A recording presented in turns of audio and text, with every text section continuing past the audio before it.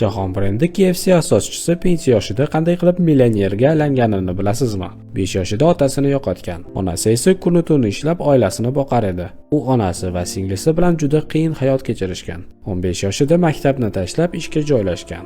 17 yoshida esa u 4 ta ishdan bo'shashga ulgurgan. 18 da oila qurgan, 19 da ota bo'lgan, lekin 20 da ayoli uni tark etib va bolasini ham olib ketgan. 26 yoshida esa u navbatdagi ishdan bo'shatilgan. Sababi u shunchaki hamkasbi bilan janjallashib qolgan. Keyin u o't o'chiruvchi, sug'urta agenti kabi turli xil ishlarda ishlagan, ammo hech qayerda uzoq vaqt ishlay olmagan. 40 yoshida u benzin quyish shoxobchasida kichik kafe ochib va u yerda o'zi ixtiro qilgan tovuq retsepti bo'yicha taomlar pishira boshlagan. Odamlarga bu taom juda yoqqan, ammo bir necha yillar o'tib yo'l qurilishi sababli uning kafe biznesi barbod bo'ladi. 65 yoshida u pensiya yoshiga chiqadi va hamyonida atigi $105 bor edi. U tushkunlikka tushishi mumkin edi, lekin taslim bo'lmagan.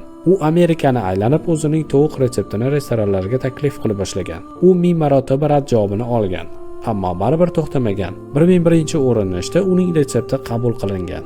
Bir necha yillar o'tib KFC jahon brendiga aylangan. Hozirgi kunda Braziliya mamlakatlarida 25 mingdan ortiq restorani mavjud. Golland Sanders 88 yoshida millionerga aylanishga ulgurgan. Sizningcha pensiya yoshida nima uchun unga millionlar kerak edi? Kommentariyada o'z fikringizni qoldiring.